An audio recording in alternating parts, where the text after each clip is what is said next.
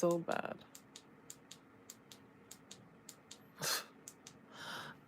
I don't know. It's yellow. It's white. It's, I don't know.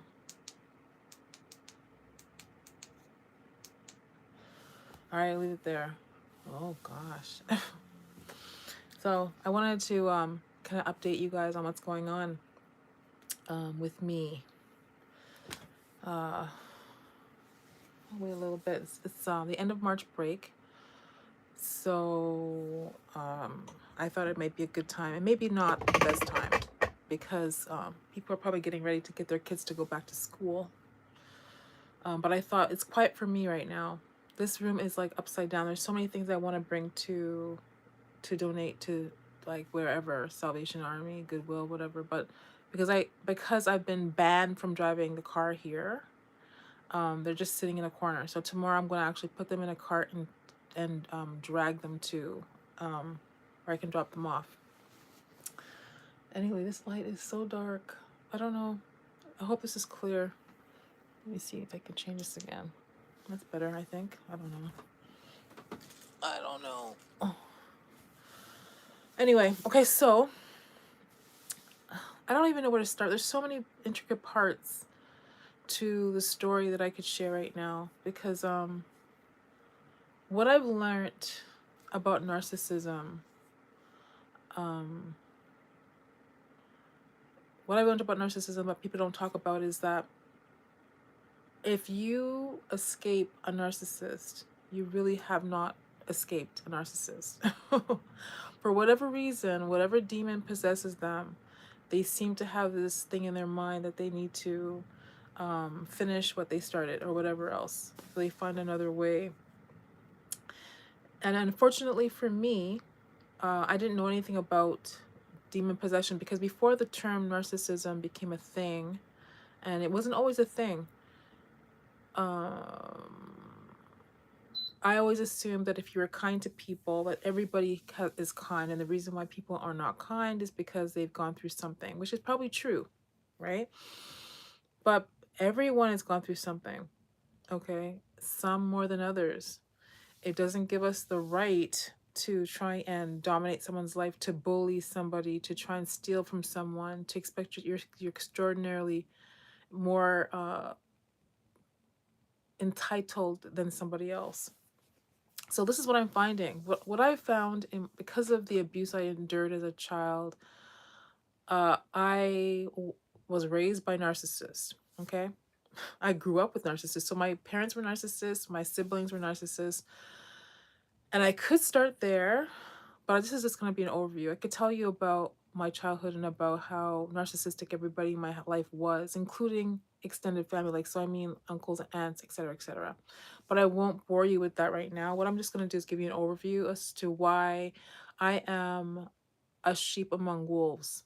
That these people that are narcissists, people who are narcissists, don't just give up. They continue to target you. You're consistently a thing on their minds that they need to focus on for whatever flipping reason. So okay, so I was raised by narcissists. I grew up with narcissists. I have friends who were narcissists, because if that's a norm for you, you're going to surround yourself, you're going to gravitate toward people like that. You're going to think that's normal. And that's exactly what for me, when people have red flags, like, okay, this person's off kilter, this person's unusual, this person's aggressive, they would step away. For me, it was normal. It was something that I learned to navigate through, because that's what my life was like. So I surrounded myself with people who were narcissistic. My coach was a narcissist. His wife was a narcissist. Their kids were off. I don't even know if they were, but their kids were pretty off-hinge. They were pretty spoiled. The point is that my choices were based on my foundation, which was people who were selfish, people who were cruel, people who were wicked, people who were self-serving, people who were unforgiving. That was the foundation of my upbringing. For whatever reason, now I know. But at that time, I did not know why I didn't become that way. I was never that way. I always felt different than everybody else. In my family, on my team, everybody else, I always thought differently. I had to really work hard to play basketball and to like box out people. I became very good at it, but When I was playing, my coach had to really kind of say to me, girl, this is the part of the game. You're gonna get hit, they're gonna hit you, you're gonna have to hit back, and that's what it is, without getting fouled out. But anyway, so okay, so my foundation was I was surrounded by narcissists, so that was my norm. Okay, so people could say like, why didn't you know? Blah blah blah blah. Well, if that's how you were raised, I don't know how you would know anything different. Plus, my parents made it a point that our family was supposed to be like an intricate, like almost like a cult, even though it was a family. To me, the norm was people weren't allowed to come over. I was allowed to go over to somebody else's house. My friends were my siblings. So imagine you have narcissistic family members who are that's supposed to be your friends. That's supposed to be the foundation of how you pick friends, right? So then I wasn't allowed to really do much until I got older. And then I got a job. I was told that when I was 12 to go get a job. Never took the bus, never, like my parents were very protective. Like we couldn't do anything much but to do it's hot in here. I'm sweaty. Every time I put the lights on, this is what it does. But I need to have lights on. Let me just dry my face off a little bit. Anyway, if you know anything about narcissism and people who are narcissists, they make it a point to pick someone they're going to pick on, right? It's going to be always someone who's a black sheep. So for whatever reason, and God foreknew this, I was that person, but I didn't know that what I had to endure as a child would make me super duper strong, emotionally, physically, and every sense of the word. Everything I went through made me much more in, the strength that I have, the intelligence I have, did not come easy. It came with a price. So I had to endure a lot of abuse at the hands of people that I trusted. And you know what? It's funny. One thing that, yes, you're supposed to trust your parents, you're supposed to trust your family, you're supposed to. That's supposed to be, that's what we think, right? Now it's coming out that there's a lot of people that are supposed to be people that you trust, like parents and authority figures who you're supposed to trust are not trustworthy. So there, go that out the window. But every person that I was supposed to trust growing up, teachers, coaches, end up being, I don't want to say predators, but end up being the people who I had experienced the most abuse from. And I've shared quite a few stories about it, but there's so many. I could write a ton of books and they would all sell. every chapter of my life, as short as it may have been, was chocked full of like just so many things that went wrong. So anyway, okay, so let's fast forward. I know for whatever reason, and how I know, I don't know. There's something significant about my trip to Jamaica, visiting my grandparents. I don't know exactly what the significance of it is. All I know is I had a great experience with my grandparents in Jamaica. As short as I was there for 10 days, but my grandfather, particularly my grandmother and my grandfather, but particularly my grandfather was smitten with me. He and I had not that much as time as I would love to have had with him, but the time that we did have together, he laughed a lot. He sat and he watched me do things. I was 8 when I went down there. So when you look back at someone who's 8, they're just coming into themselves. Like my two front teeth were huge, I do believe. Yeah. And I wasn't a little one, but I wasn't grown. You know what I mean? Anyway, I had a great experience with my grandparents. So now there's some kind of notion about um money. Money, not only that, money in its different forms. And the saddest part is that everything that I encountered in life, like I'm very good at a lot of things, but everything I tried to do growing up in my life, my attempts to be a counselor, in children's aid, my attempts to be a counselor in the school board, my attempts to be a nurse, were all sabotaged in some kind of way. And at the time, I didn't know anything about witchcraft, so I didn't know that that would be a thing. But as I'm looking back, I realized that there's people in my life that everything that I did, the singing, the acting, nursing, everything that I did, the people in my life seem to want to do the same thing. It's like no one, it's like there's cookie cutters of me everywhere. And this is not braggadocious by any means. This is just what I'm seeing, right? Like I came into this world as a blank slate. My parents came from the West Indies, so there was no ballers in our family. There was no actors in our family. There was no singers in our family. There was no artists in our family. We were all, here's a fresh slate trying to figure out what it is we were supposed to do.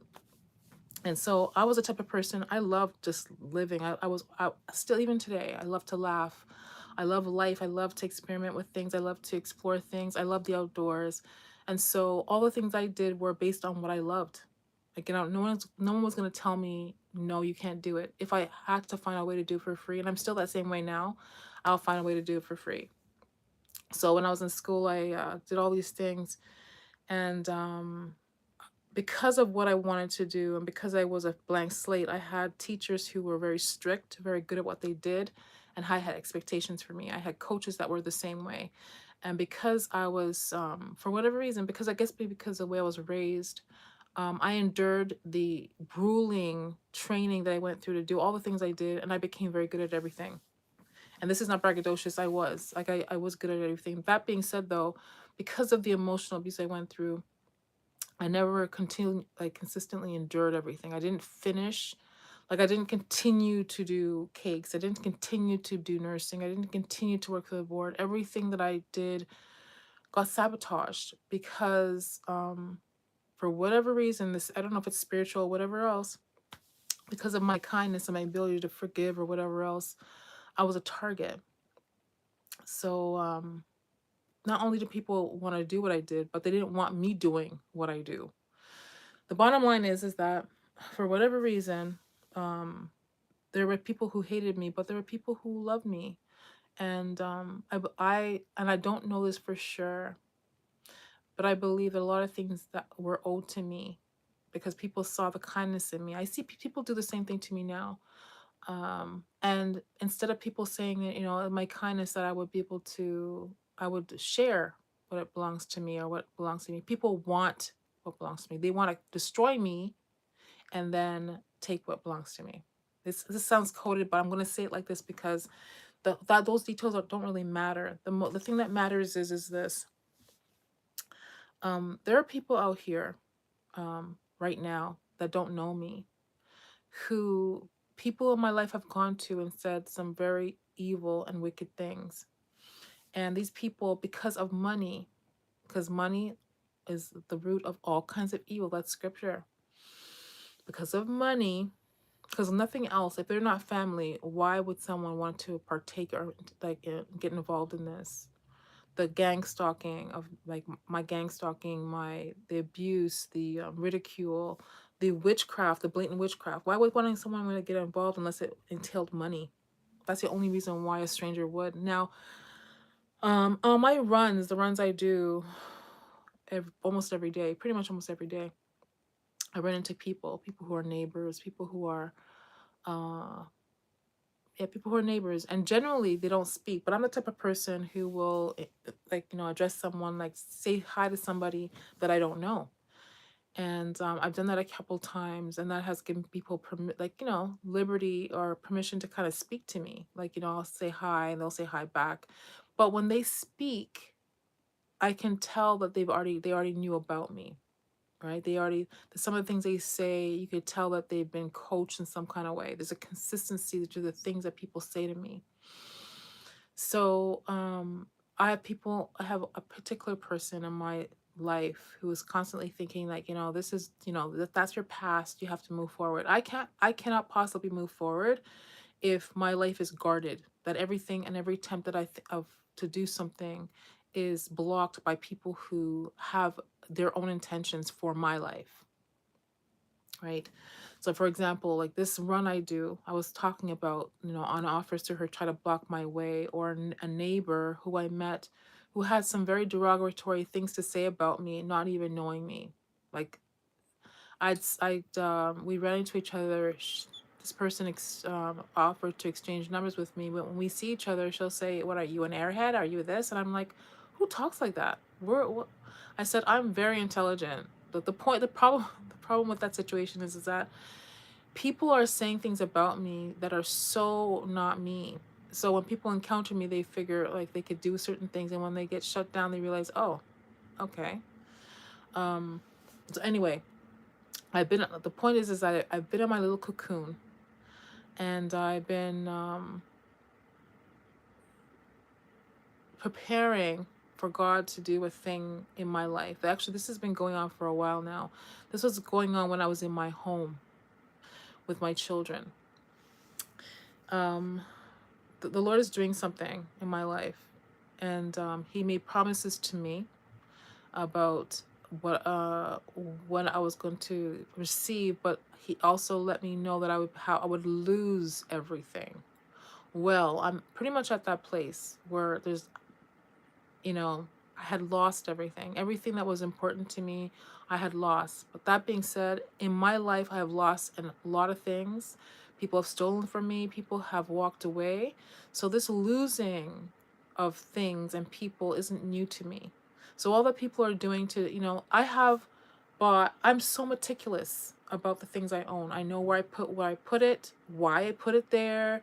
I know why I buy certain things, and the people in my life who are trying to deem me mentally incapable of living or breathing, they will take things like, I'll put something down. Like, let's just say, for example, I'll take my garbage out.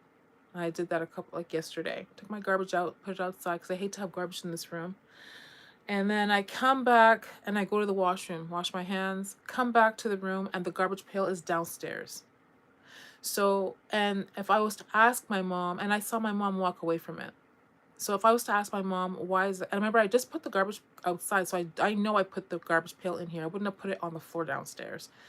So if I was to ask her, what happened to the garbage pail, she'd say, like, what's wrong with you? What are you talking about? Narcissist. This is a demon. For someone to do what's happening to me is absolutely demonic. Absolutely demonic. More than the physical stuff that's happening with me, a lot of it is spiritual. There's a lot of people who go to the temples that are around us. Now, I don't grudge them, because this is what those people in those temples do. This is how they acquire what they acquire. They may not call it witchcraft, but that's what it is. Shiva is a demon. That blue creature that has all these hands. I don't know what godly thing you think that could have all those hands and be blue with a elephant's. It's a demon. I'm so sorry to say. And for those of you who are in the Catholic Church, shame on you. You go to, like, and I know a lot of people who are Philippine, people who are Italian, people who are Croatian, a few people that I know are Spanish. A lot of them are Catholic. And they're so devout. I would just respect their dedication to their prayers. They're doing 100 rosaries or whatever else they do. But the fact that you could do all that and profess to be holy and then at the same time practice magic, to me, every time I talk about this, I put my hand to my head. I'm baffled by the contradiction.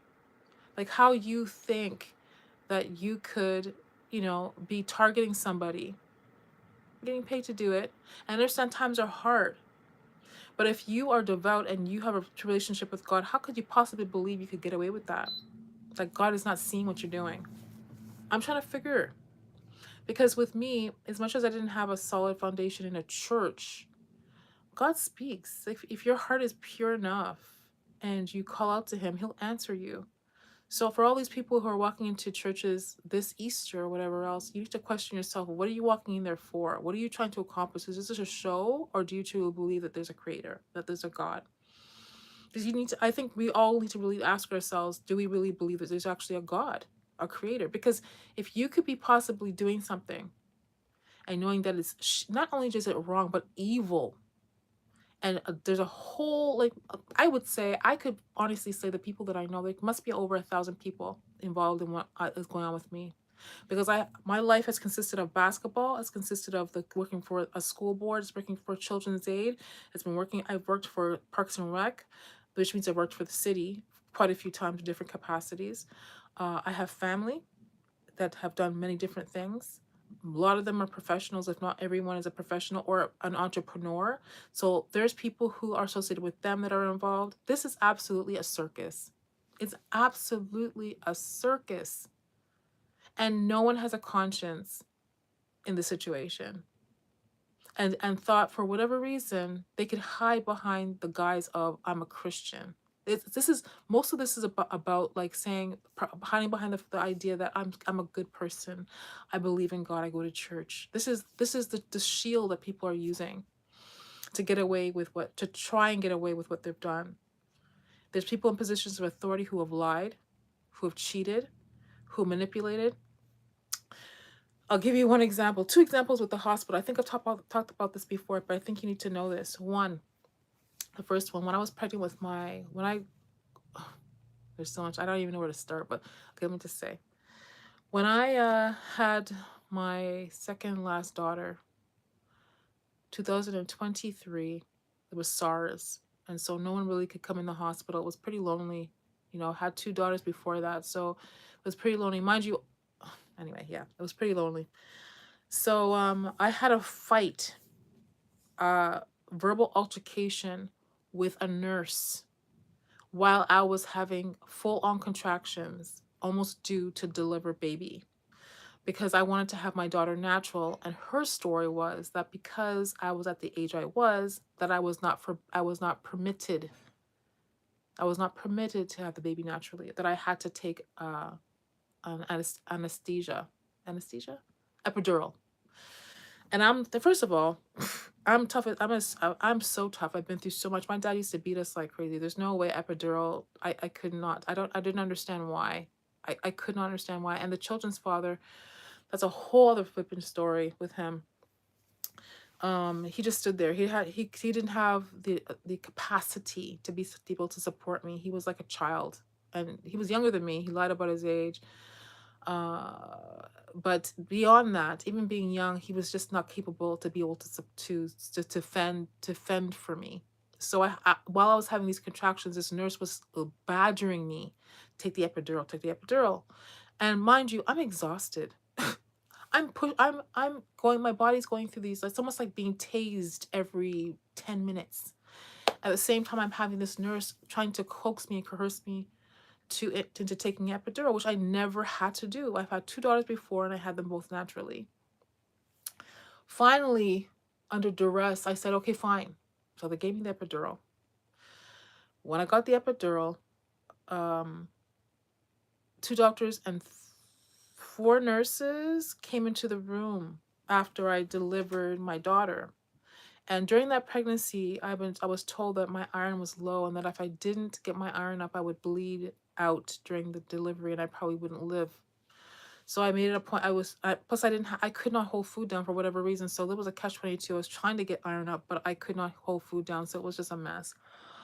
Anyway, my arm was very low, so I was very weak. And then when I went to deliver the baby, and the nurses and the two doctors came in, mind you, I don't even know if they're really doctors. I've never seen these two men before in my life. The two doctors did some kind of surgical procedure. I was later to be led to understand by the Lord leading that they had chipped me. They had chipped me and probably chipped that daughter as well. So that my second last daughter is chipped and I'm chipped. So wherever she goes is followed. And part of the someone who's chipped and being monitored, like it's like being a Pac-Man on a chess, or a moving piece on a chessboard or something like that, moves on its own. So whenever the reason why there's a few things that tell me, like that confirm to me that I'm chipped. One, when I come across people that seem to, like, their face lights up when they see me. First of all, they're walking with their phone like this, like they're following, like I don't know if you've ever done geocaching. When you're geocaching, it shows you on a map like where you're supposed to go, like where the target is. Mind you, I'm a moving target, but it works the same way, right? It's almost like, my boyfriend's been cheating. I'm gonna put his number in my phone and find out where he at. It's the same kind of thing, right? Mind you, This is like anyone who gets involved in the situation can, if they're given, I don't know what kind of information they're given, but they can track me and this particular daughter as well. Anyway, that's one situation. The second situation was when I was in this house and my I had been stripped of, couldn't understand what was happening in my life. Everything was falling apart.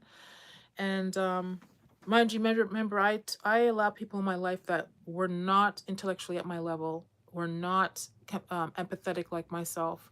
That I don't know if I thought I was gonna fix them or I was trying to build them in or what the heck I was trying to think, but I allow people in my life that should never have been there. Never. There's people in my life right now that never, ever, ever should have been in my life.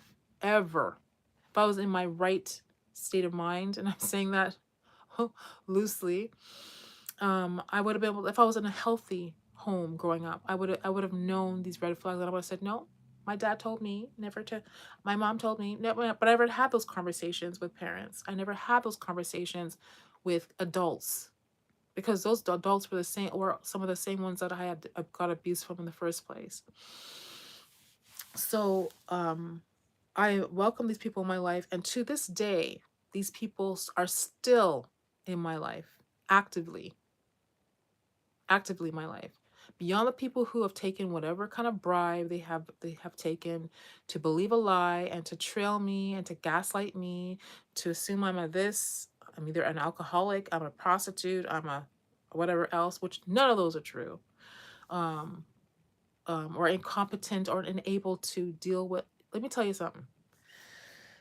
When this hits the fan, because it's going to, um, you're going to question, based on what I'm sharing with you right now and how I'm able to share it with you, how people got away with doing what they're doing. You're going to question. And then you're gonna realize that I allow people who were, first of all, not on my level emotionally, spiritually, intellectually, to come into my life and set up shop. And that's why right now they're making assumptions based on their own capacity to function mentally. They're not making assumptions about me and the stories they're making up based on what could really be believable, if that makes sense to you. Anyway, the second story is I got taken out of this house without shoes. Like, it was like the cruelest, I mean, one of the cruelest situations I've ever been in. Like, I basically didn't have my shoes on my feet. I was just sent outside by two officers. And I was, I grabbed my bag because I was saying, I'm not going anywhere. I know I'm owed something. I just knew the Lord let me understand there's something you're owed. And I can't tell you how I know the things I know, but I do know. And, I was on this, I can't remember, I was on the street for, I don't know, if I can't remember how long it was. It must have been about 3 years. It felt like that. I was like, at some point, my daughter was stripped from me at that point. So I guess they assumed that her being with me was keeping me alive or keeping me sane. And then when I was surviving on my own, they got my eldest daughter to convince me to meet her somewhere. But I wasn't met by my daughter, I was met by two officers. And these two officers said that they wanted to just check and see how I was doing, like, because I had lost a lot of weight because I was living basically off of whatever God provided for me. So if someone wanted to said, the Lord led me to give you $20, they would give me $20. If the state says the Lord led me to give you $100, they would give me $100. If sometimes it was about me just going to, like, I just have a feeling to go somewhere, I'd go somewhere and I'd find like $20. That's how it was. Like, it was really God really just providing for me. This is a thing. God will provide for you. I survived those 3 years, 3 Christmases, three different things without any support, and at the same time still being followed and harassed. Oh my God. Anyway, so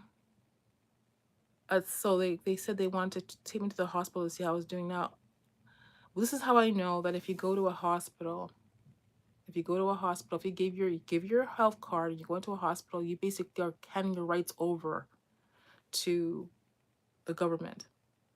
And once you do that, they can lie and say anything they want. They can do anything. The things that happened to me when I was in there were absolutely horrendous, based on nothing. I went in there healthy.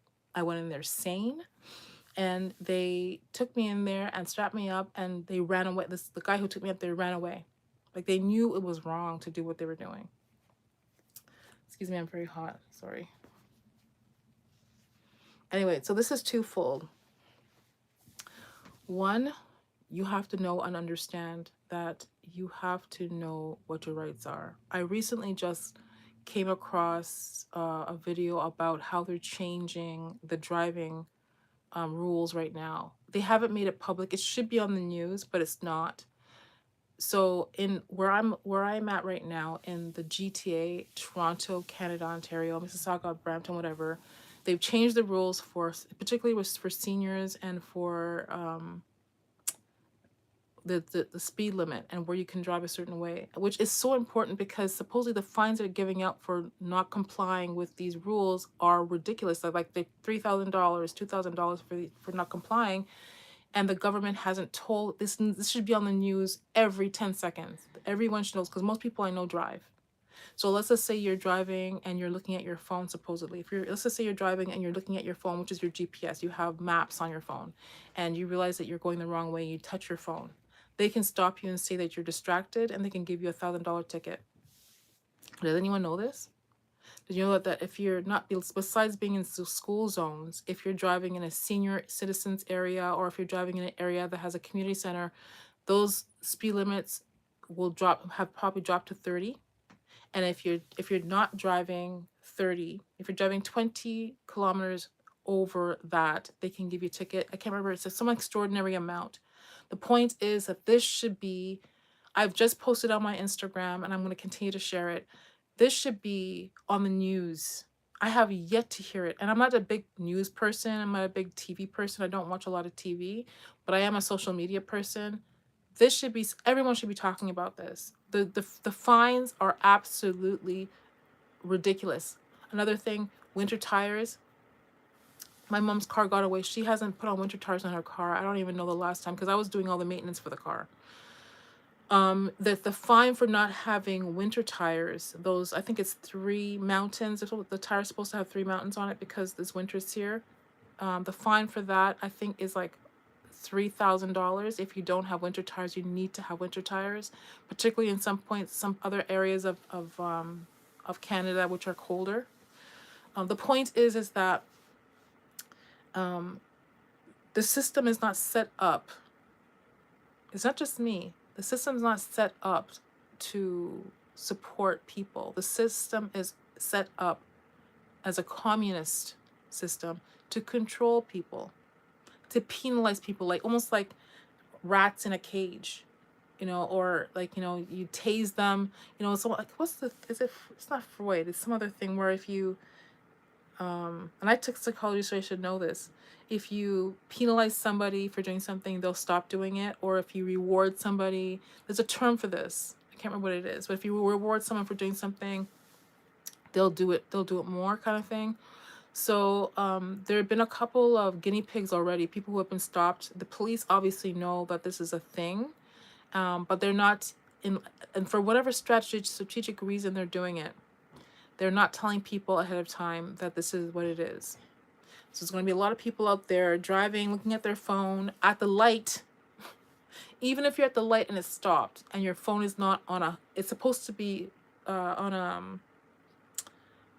it's supposed to be secure on your dash. If it's not secure on your dash, you're supposed to set it up, put it on your dash, and not touch it. Even at the light. If you're at the light and you're touching your phone, supposedly, you can be fined a lot of money. People have been already traumatized by this. So what has happened to me, a lot of people are going to start to experience it now. Like, we're watching the news, and we're watching the US go through some stuff. It's happening all over the globe. It just looks different depending on the country that you're in. So Canada's going through similar stuff. People are going through some things, but just the same as Canada pretends to be so sweet and kind, it's the same way that Canada's going through things, but no one's really talking about it. It's not, Canada's not at all the way Canada appears to be. They're not all sweet and fuzzy the way people think. Anyway, so my point of this is that I've been going through a period of taking myself out of situations where I'm around the people that are around me, because obviously they are not, definitely not for me, and they are possessed, because only a possessed person would do the foolishness that these people are doing right now. God didn't create me to to um to not understand how to navigate through this. You know, he created me intelligent for a reason, not for people to bank off of me, to use my intelligence for their own purpose. He didn't make me intelligent to have to jump through hoops, although that's what I feel like I'm doing right now. He made me intelligent to be able to discern for another purpose, but because I was built for this other purpose, I'm able to navigate through this nonsense that's been happening in my life right now, and the people that are supposed to be for me. And these includes the 3 baby fathers who are supposed to be fathers to these children who should never have been. All 3. They don't have a heart. The children that they have, it can, you know, like I said, they were all into witchcraft. I didn't know that they were warlocks when I met them. So the children can go either way. Remember, it's not just me. I didn't just create children by myself. Their fathers are half the situation. Mind you, I'm a praying person and I'm here to break curses. That's supposedly what my role is. And a lot of us have been picked for this purpose to break curses. So that's supposed to impact my girls. I don't know how it's gonna happen because supposedly they've all been indoctrinated or involved in what's going on with me, which is cool. They think it's cute, but the enemy, the devil, does not love them. But somehow they've been coerced into believing that being evil is something they can get away with. And they're about to encounter a rude awakening. And I'm so sad about it. I'm so sad about it. Because like I said, I'm the type of person who doesn't like to see people. I've never liked to see people go through anything. That's not my nature. But right now, this stage of my life, I don't like to see people go through things, but the days of me trying to prevent it are done. People, I've experienced my share of what I had to go through, my purification process. We all have to, because none of us are perfect. But people are going to have to go through what they need to go through.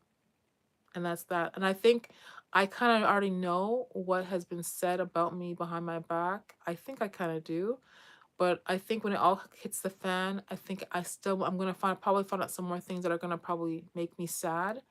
But at the same time, I think about where it's coming from, and then I'm not so sad after all. Because these people are not even worth the time and the breath in my body. It's not worth the time. Even me speaking about it now, it's almost like I'm only just letting you know because my people need to understand and learn what was happening around us. That's true. What we see on television in relationship was true. It's not. There's so much more going on behind the scenes that we don't know about. There are people getting away with things because they're friends with a judge, or they're friends with a cop, or their lawyer is willing to be crooked. That's what's happening right now. That is what's happening right now. It's not a movie. It's real life. There's people out here who are greedy.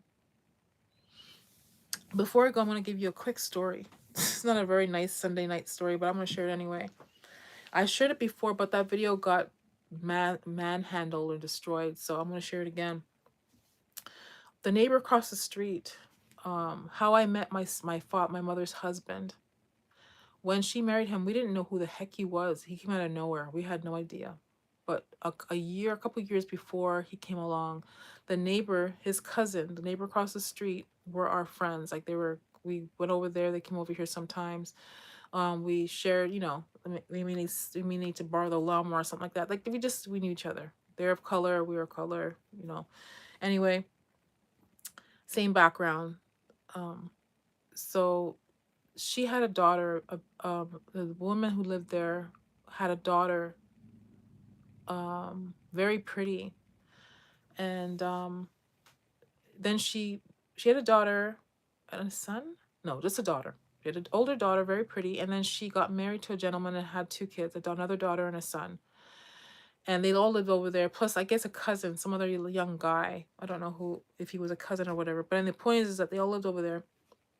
And one day, this is big news. One day, the daughter got hit by a car. A guy from Detroit took her out, just drove up on the sidewalk at the end of a club and took her life. And it was supposedly, I didn't know her, I was younger, but it was supposedly a big funeral and a lot of people were there and a lot of, it was a big talk.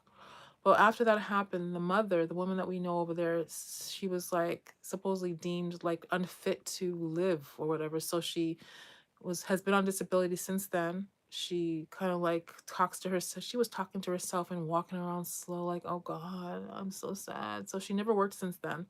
They end up buying a big house um more north of here. And that was that. Before they bought the house though, one day my mom was sitting on the porch with her and her husband and my now stepfather, the guy that she married. And they were talking and I was outside doing something and they were looking over at me. They never said, come on over, whatever. I didn't know who this gentleman was going to be until shortly after she said she was getting married. And I'm like, what the heck? We're all like, what? My sister and my brother were so upset. Like, what do you, we don't even know this guy. My mom had been single for a long time. Long story short, this gentleman professes to be a Christian, but he's not. He's a warlock. He is. And I do believe a lot of people in the West Indies profess to be Christians and are not. Okay. They are not. And the Lord is exposing these churches now. I've already warned about this. Okay, this is prevalent in the and the West Indies, particularly in Jamaica. People go to church and at the same time, because they can't wait for God to bless. They don't really, they read the word, but they don't even know how God works. They can't wait for God to bless, so they find they use magic and witchcraft to manipulate the masses to give them money so they can get this and this and that. That is not God. You know, you're double dipping. You're using the enemy and professing God. You can't love both.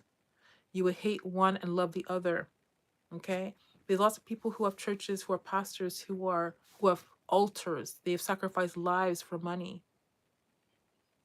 Okay, so the point is that that same scenario that happened with the neighbor and that girl passing away and how whatever money they got, I don't know if it was insurance money, whatever else, allowed them to live a very comfortable life, to buy a house and be very good.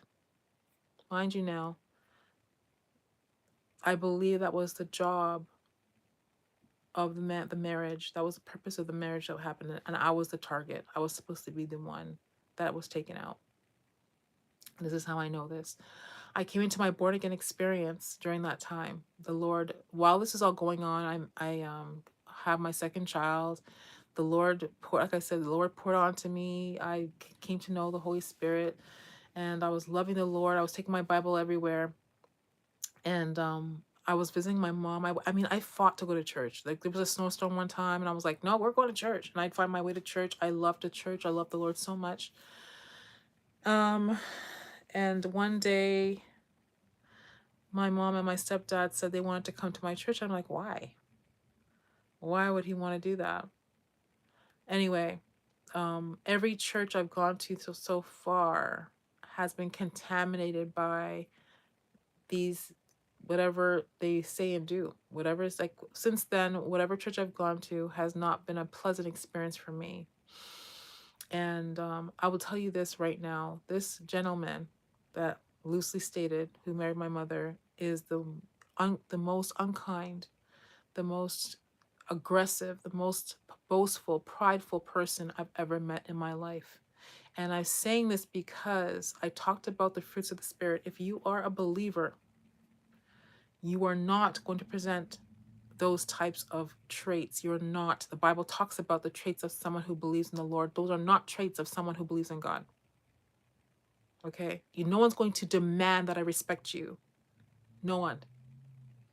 And you cannot force someone to like you. I'm living proof of that. I can forgive you and I can be respectful of you, but you're not going to demand it. Especially if you're a true born again believer, you're going to be humble. You're going to be forgiving and be kind. You're going to set boundaries because you have to be. The Lord says you be vigilant. The enemy roams seeking who he may devour. So you have to be vigilant at the same time. But by no means does that mean I'm going to lay back and say, because you say and demand that I believe that you're a Christian, you're demanding my respect, that I'm going to believe you're a Christian and I'm going to respect you. That's not going to happen. And that goes for my aunt as well, who for the longest time I've known, as long as I've known her, pretty much she's been a Christian since she divorced her husband. But again, one of the wickedest people I've ever met in my life. How could you profess to know God? Like, which shield are you hiding behind? God sees us all. If you believe that God is omnipresent, omnipotent, all-knowing, how can you believe you can get away with anything you're doing? Good night. Blessing. Shalom, shalom. Where am I at? Wow. 45 minutes. Wow. Anyway, I needed to share that because, like, one, I said I was going to come on and do a live, but two, I need, for whatever reason, the Lord's led me to be more serious about my life tonight. I had to really just basically say why I haven't been as consistent and the nonsense that's been happening in my life. Like I said, my garbage pail was taken out of here and moved somewhere else. And if I was to confront someone, they'd say, "What are you talking about? You're crazy." They come and they take things and then they put them back. I'm constantly being monitored. My life is not private. I shower with an audience. I change my clothes with an audience. I run with an audience. Nothing I do is private right now, which is absolute lunacy. I feel like I'm a guinea pig for how communism would work in Canada. And I know I'm not the only one who's going through this. There's a group of us that are going through this. But it's absolutely disheartening to believe that people think that they could get away with things. Like, I'm surrounded by people who have they're not thinking. And I want to say I could be much more specific about how I think they're thinking, what I think about their thoughts right now. But believe me, if you have any intelligence, you would not believe that this is something you can get away with. It doesn't make any sense. Everything we do, okay, let me put it this way. Most of us have debit cards. When we're going somewhere, we use our debit cards or we use our phones to tap or swipe. The computer system that they have right now is able to determine, based on its intricacy, our habits, the things we like to, like, let's just say I love to drink beer, which I don't, but I like to drink beer, and I use my debit card to buy beer. And I go out every Friday, and I have a girlfriend, so occasionally I'll buy her like our boyfriend. Occasionally I'll buy him a this or that, or I drive to a certain place. I put this much gas in my car. The system knows us. The system knows each of us. The system's capable of being able to categorize us and to know each of us intricately. Watching years ago, we were fasting. Do you still do extended fast? I haven't done an extended fast lately. I'm due to do an extended fast. The contradiction with the extended fast is that I've been running. So and I have been led at some point to do a fast because my food has been tampered with. Like, the stuff I put my food in the fridge, and I've been led to eat mostly raw foods, but even with raw foods, people can cast spells over anything you eat. So I have had waking up with stomach pains. My nights have been so disturbed. So disturbed. So no, I haven't done a lengthy extended fast. I would never again do a 40-day fast unless the Lord led me to. And I don't know why he would let me to do that, because a lot of the healing happened during that 40-day fast. And I don't think I need to do another one. But I do live a fasted life. I pretty much eat starting like at noon right now. I could push it to 4. I could do a 1-day meal where I'm eating in the evening. I am due to do a 3-day fast, to be honest. I am due to do, but I know that when I do that fast, I will not be running. I don't want to drop on myself because I know that even right now when I run in the morning, you see me do my run, I'm doing a 3K run without food. Sometimes I don't even drink water. I'm doing a dry fast on that run. Occasionally I've been encouraged to not do that and to eat something. So sometimes I'll be coaxed to say, you should eat. So I do eat sometimes, but most of the time it's a dry fast. I am due for one, a full fast. I mean, I do fast every day. That's something that we're designed and meant to not eat all the time. So when I go to, like right now, I haven't eaten. I can't remember when the last time I ate. I haven't eaten since about 6 something, 7, and I will not eat until tomorrow, probably about noon. If I might extend it and make it 3. I can. Those hunger pains you feel when you're hungry, is your system is used to receiving food at that time. You can change your cycle. You can change it so your body's expecting food every other day. You can manipulate your body to accept food whenever you want. There's a time when we didn't. This whole idea of eating like 3 times a day is a very you're not European. It's a Western thinking. It was known to be barbaric that people just ate whenever food came along. It was almost known to be like the thought of it was like barbaric to people or to whoever, you know. So the people who are more cultured believe that there needs to be a system, you know. So we eat at noon, we have breakfast, we have dinner, we have snack in between, and then it became this whole thing like if you think about the bare bones of life, okay, if we didn't have the system the way it's set up, you'd have to eat food when you came across food. When a husband came home with a deer and you guys chopped it up and ate it, that's when you'd have your meat. You know, if you came across a tree with fruit, that's when you'd be having your fruit. It wouldn't be a thing where you'd stack your fridge, right? You'd eat when food was available. So this idea of eating on a clock, a system, is really our bodies aren't designed for that. Our bodies were designed to have a period where it resorts to as opposed to digesting, it resorts to repair and detox. And the hours that we sleep, the fasting that we do, like breaking fast at like 8 o'clock or whatever in the morning, isn't long enough for us to dip into what they call ketosis, or the period of repair and detox. So to make this short, no, I haven't done an extended fast. I haven't done one lately. But if people are interested in praying and fasting, and because you really, really, honestly, we all should be doing it. The 40-day fast I did, I don't know why the urgency to do it was so strong, and now I understand it was because of the witchcraft and the warfare in my life. I didn't know it then, but doing it, when I did it, it was urgency. I saw parasites. I was sleeping when I should have been awake. I was awake when I should have been sleeping. I had fevers. My body went through so many different things. And I always say this, the only thing I would do differently is how I broke the fast. I was so excited to eat food that I ate too much at once. You know, and really, when you finish your fast, I'm so that the light is so hot. Anyway, I'm gonna finish up because I'm hot now. And no, I'm not gonna do it. I'm not gonna do a fast until I stop running. And I Monday, Tuesday, Wednesday. I could. I have a few things to pray about, and I've been led to do it. Hi, bless you. Shalom.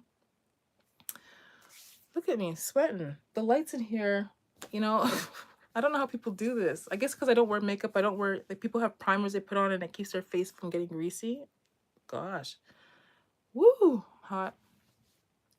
Anyway, so I know I haven't done an extended fast, but if people want to do a corporate fast, let me know, because there's so much to pray about. There's a lot to pray about. And that's all I'm going to share. I want to share that with you because I mean, it's to the point right now that when I leave here, because I will be leaving here, it will not be hard to not look back. That's all I want to say about that. That's all I'm going to say about that. Anyway, guys, I am sweating like a pig. I need to get off this. I'm so sweaty. I just had my shower and I'm sweaty.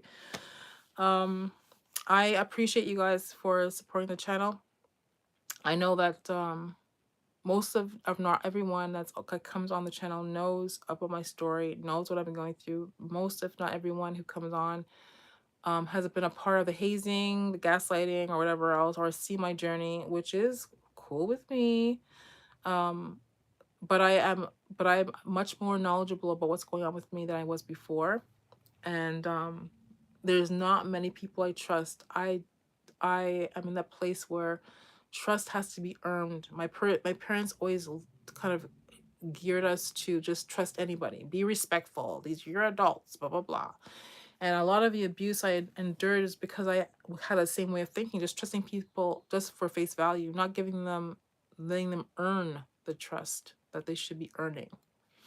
And that's a lot of what I went through was based on that, not based on my like, and a little bit of naivety, not based on stupidity. There's a difference, because now that I know better, I do better, right? Anyway, guys, I appreciate you. This was a long live. Oh my God. I'm not gonna want to watch this again. Help me. But I do appreciate you guys. Thank you for coming on. I appreciate you, whether you're for me or not, doesn't matter. I do appreciate you anyway. I have to figure out how I'm going to share the rest of this, because there's other parts I need to share about the children's father specifically. I'm going to break it down. I'm going to expose all three of them. People need to know about what these people, like what my experience was with each of them, so you know their characters, because they have a big part to play in what's going on with me right now. I promise you this. Yeah. Because like they could say anything they want to, because like I said, I didn't know any better. I let people in my life that should never have been in my life. So if someone's going to ask them, what is Deborah like? What does she do? They could say anything they want to say, right? Because I chose them. I allowed them to represent me in some kind of way. So it would be believable if they said that she's a this and she's a that. But I'm going to do a day where I do each of them in that same live. I'm going to break it down and let you know how I met them, how my children came to be, so they people know my side of the story, because obviously their side of the story has been shared. Obviously. Anyway, I appreciate you. And whatever way you come, if you're supporting me or not, that's fine with me. But I cannot entertain the channel like people that are on here don't know me. I'm going to always assume the people that come on the channel know who I am. Okay. And the choices that I made in the past were based on my broken state and my naivety and my inability to decipher who's for me and who's not. If you have a mother and a father who would be willing to take your life, how could you figure out who could be for you and pick a partner that's proper? If your life was based on yelling and screaming and beating and stealing and favoritism, how could you possibly pick a proper partner? So that's a gateway into that particular live. I may possibly do that tomorrow. I'm not sure. Anyway, thank you guys for supporting me, being here, the likes, the hearts, and yeah, I will definitely see you tomorrow. I'm studying for something, but I'm almost thinking that I shouldn't even finish it. Like, why? Because the people who I'm doing the classes with are also the part of what's going on. And so what I'm doing right now may not make any sense if I'm not free to do it like anyone else would do it. Plus, I've already know what God wants me to do. This is it. And I have to trust what He's promised me will come to fruition. I have to. That's the calling of my life. So anyway, thank you guys for supporting the channel. I really do appreciate you. Until tomorrow, be blessed. Remember, you are a very special generation. You are made marvelously. The Lord foreknew you. So your purpose, whether it be to be someone who's against me or whatever your purpose is served, if it's not served or whatever else, whatever your purpose is, hopefully you're fulfilling it. Ask God to show you what it is. All right, guys, love you. Until next time, be blessed. Be blessed.